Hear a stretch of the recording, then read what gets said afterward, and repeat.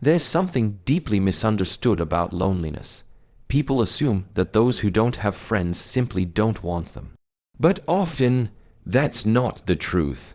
The truth is, some people are not without friends because they reject others.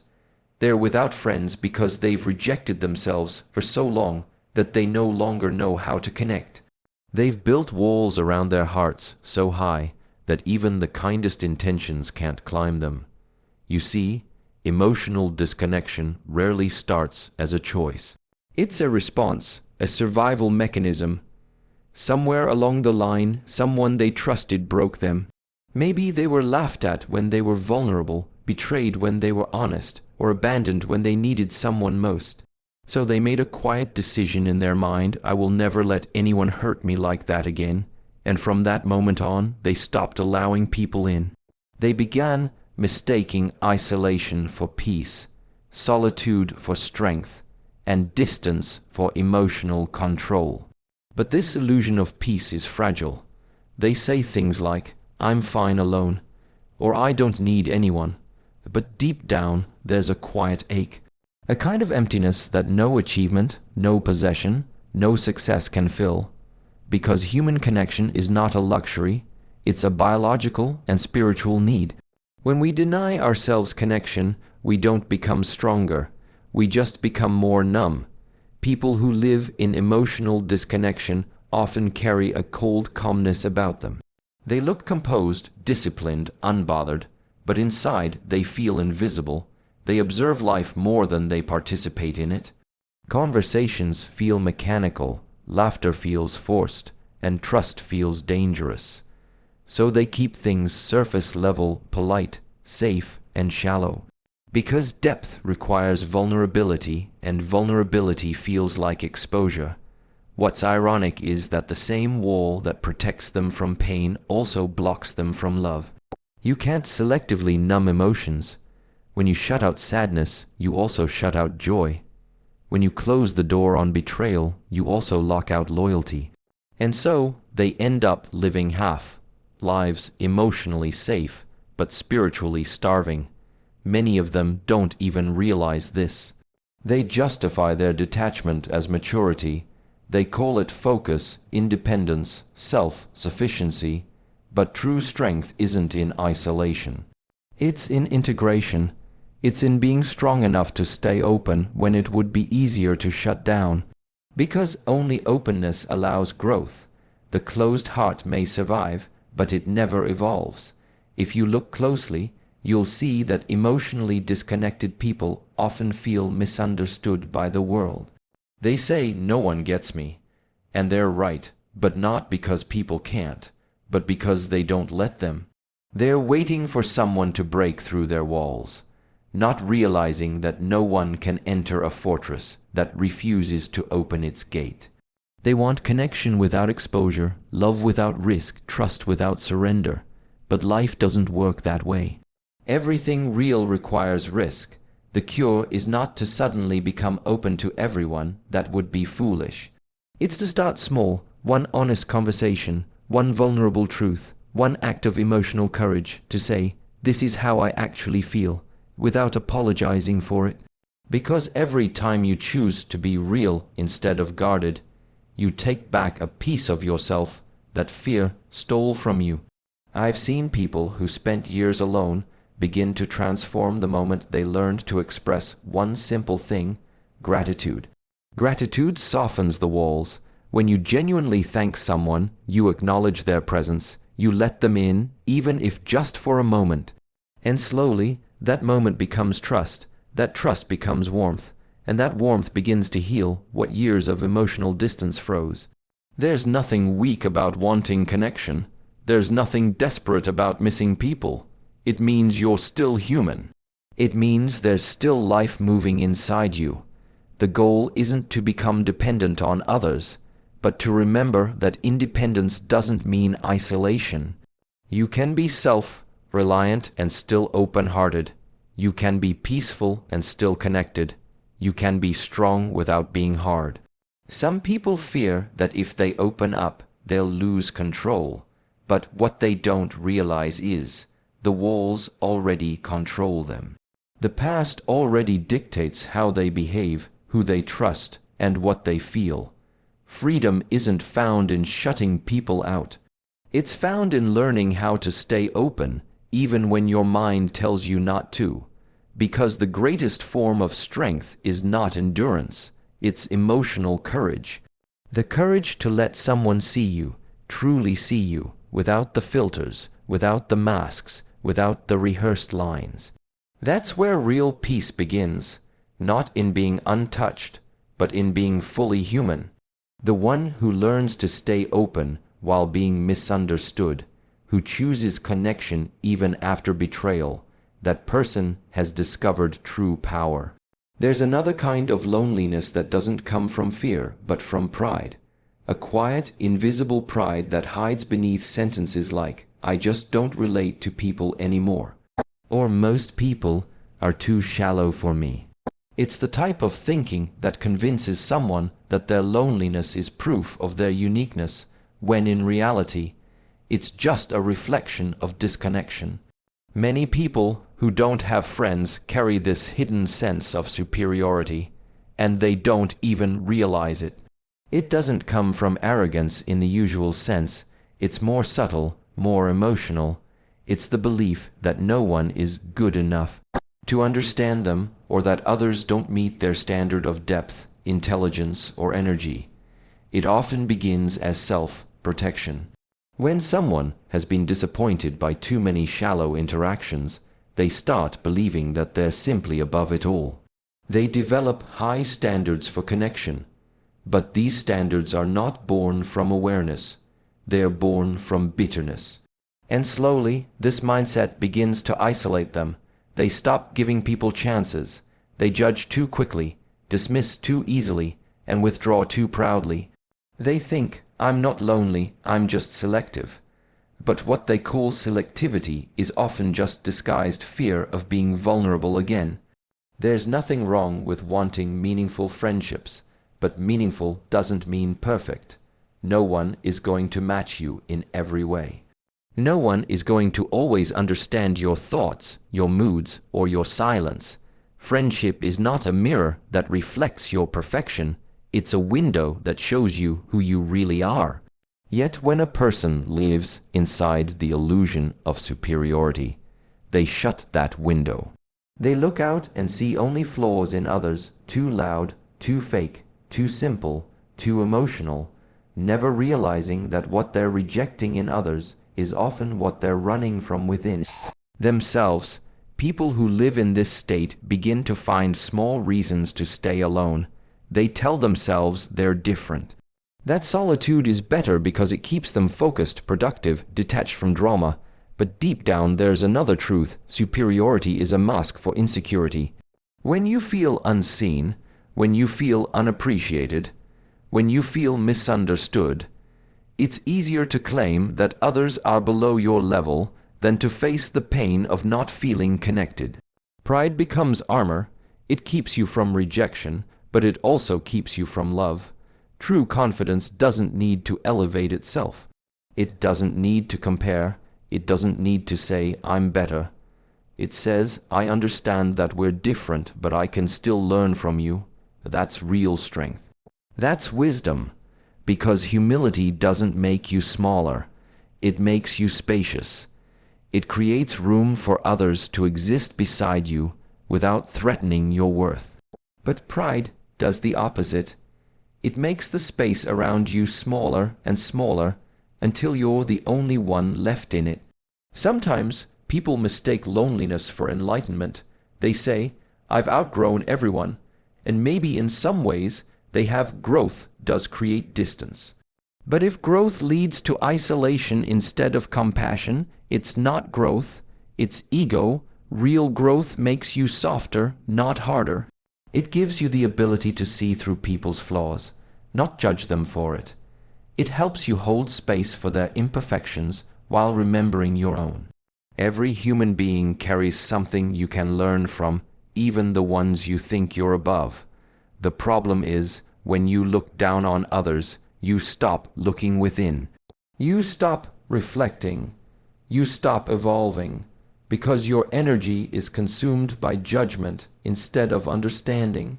And so, slowly, your superiority becomes your cage, a comfortable, well-decorated, convincing cage, but still a cage.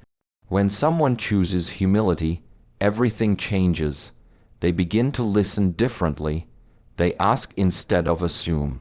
They become curious instead of critical, and that curiosity leads to connection.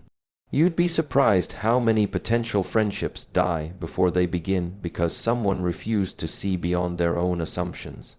One small act of openness, asking how someone truly feels, sharing something real, admitting you don't know everything, that's all it takes to create a bridge where before there was a wall. Loneliness wrapped in pride will always feel justified, but the longer you live in that state, the heavier it becomes. Because deep down you know it's not that you don't need people, it's that you're afraid of needing them. And when you finally let that pride drop, even for a moment, something beautiful happens. The world becomes softer again. People start making sense again. You begin to see that connection was never about finding perfect people. It was about learning to meet imperfect people with an open heart. Superiority protects the ego, but humility connects the soul, and only one of those can give you peace. There's a certain kind of loneliness that doesn't come from being alone, but from being unpredictable. These are the people who want connection deeply, but their emotions are unstable. They reach out when they feel lonely, then disappear when someone comes close. They open their hearts one day, then shut down the next. They send mixed signals, not out of cruelty, but confusion. It's not that they don't care. It's that they don't trust their own feelings long enough to let someone stay. This kind of inconsistency often has roots in fear, fear of being hurt, fear of being rejected, fear of being seen too clearly. When you've been emotionally disappointed too many times, you start testing people without realizing it. You pull them close to see if they'll come, and you push them away to see if they'll stay. But no one can love you through that kind of test forever. Eventually, they get tired of trying to decode the signals. They stop reaching out. They stop understanding. They stop waiting for stability that never comes. Emotional inconsistency is exhausting not just for others, but for the person living inside it. Because you're constantly at war with yourself. Part of you craves connection, the other part wants to run. You want to be understood, but you also fear being known. You want closeness, but you also want control. So you swing between extremes, too open, then too distant, too trusting, then too guarded, and in that endless back and forth you lose something sacred, emotional safety. Relationships, friendships, and connections can only survive where safety exists. People don't need perfection, they need predictability. They need to feel that your energy today will not be completely different tomorrow. They need to feel that you mean what you say and say what you mean. Because when someone's emotional weather changes without warning, trust becomes impossible, and without trust, even love begins to fade. For many people, this inconsistency is not intentional. It's often a reflection of an unhealed heart. Maybe you grew up never knowing what version of love you'd get from those around you, affection one day, silence the next. So your nervous system learned to adapt. It learned chaos as comfort, and now, when someone offers calm, you mistake it for boredom. You find peace uncomfortable because it doesn't match your inner rhythm. So you create small storms to feel alive again. You pick fights, you withdraw, you question sincerity, but deep down it's not about them. It's about the part of you that doesn't yet know how to rest. To overcome this, you have to first see your own patterns without judgment. Don't label yourself as difficult, complicated, or broken. Just notice. Notice when you start to distance yourself from someone who cares. Notice when you feel the urge to disappear without reason. Notice the small voice that says, they'll leave anyway, because awareness is the beginning of healing. You cannot change what you refuse to see. When you start taking responsibility for your own inconsistency, you begin to reclaim your power. You stop blaming others for not understanding you and start understanding yourself. You realize that emotional stability isn't a personality trait, it's a practice. It's showing up even when your mind tells you to withdraw. It's staying kind even when you feel distant. It's expressing how you feel instead of disappearing into silence. The most powerful thing you can give someone is a sense of safety in your presence. When your words match your actions, when your emotions are steady, when your energy doesn't fluctuate based on fear, people relax around you. They stop walking on eggshells, they trust you, and that trust is the soil where connection grows. But when you live in emotional volatility, everything becomes temporary.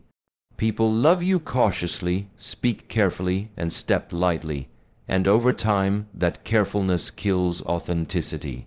Because no one can keep loving someone who keeps changing the rules of closeness. There's a moment when you have to ask yourself, am I protecting myself, or am I preventing love?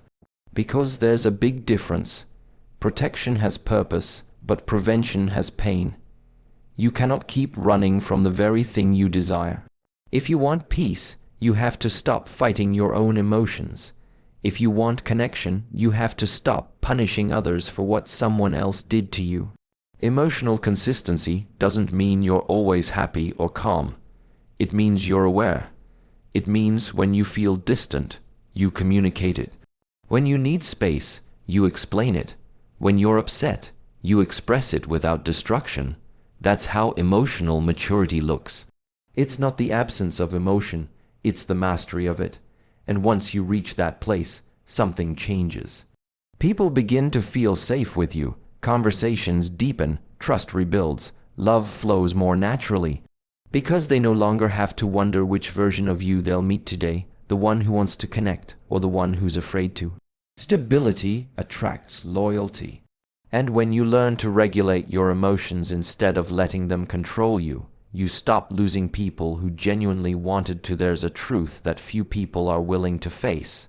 Sometimes, reason we don't have friends isn't because people are bad, it's because our energy is not evil, not toxic in the way social media defines it, but simply heavy.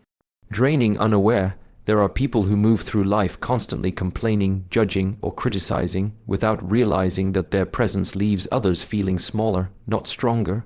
And then they wonder why no one stays for long. They don't see how the way they speak, the tone they carry, the emotions they radiate slowly push people away. Energy is invisible, but it's deeply felt. You can't hide it behind polite words or fake smiles.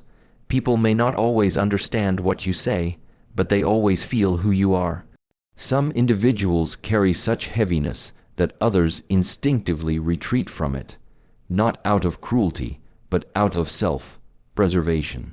Because it's not easy to stand beside someone who never sees light, who finds something wrong in everything, who carries storms even into moments of peace. It doesn't happen overnight. Usually, it starts subtly.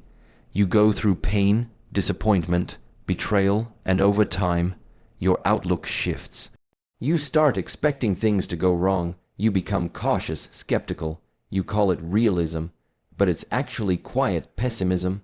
You think you're protecting yourself by staying alert to negativity, but all you're doing is reinforcing it.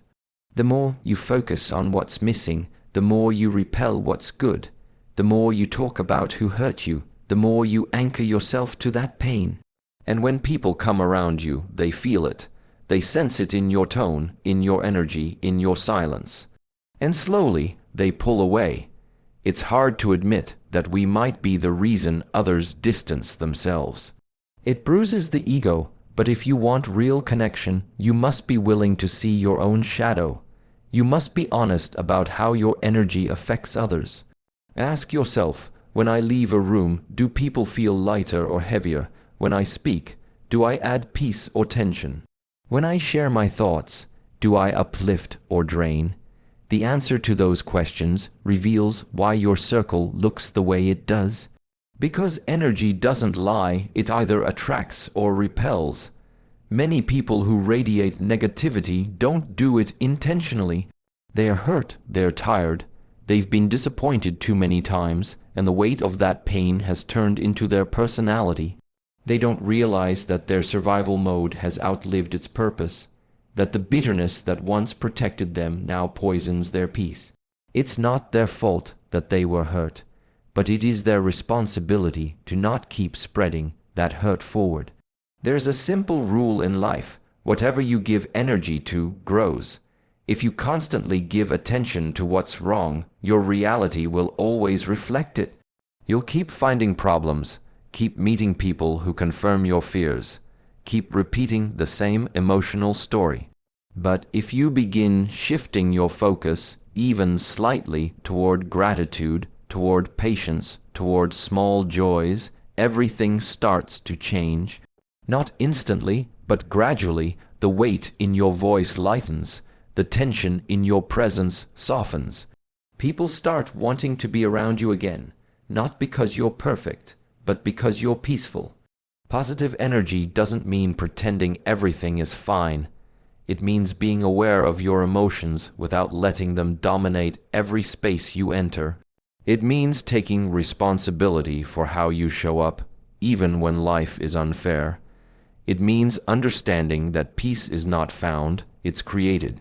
You create it by choosing your words carefully, by regulating your tone, by not making every conversation about your pain. You create it by remembering that no one owes you emotional rescue. Friendship is not a therapy session. It's a shared space of energy. If you fill that space only with complaints, eventually it collapses. Sometimes people say, "I don't know why everyone leaves." But if you keep spreading heaviness, people don't leave because they don't care. They leave because they're tired. Because they have their own burdens too. And if being around you constantly drains them, they'll start choosing silence over conversation, distance over connection. That's not betrayal, it's balance. If you truly want to change your relationships, stop trying to find better people and start becoming better energy. When your presence brings calm instead of chaos, when your words bring understanding instead of judgment, when your silence feels peaceful instead of cold, people will naturally gravitate toward you. You won't have to chase friendships anymore. They'll appear effortlessly because your energy will finally invite them in. The truth is, we attract what we are. If your life is full of distance, criticism, and conflict, look inward, not outward. Because once you start changing the energy you give, you'll start changing the energy you receive.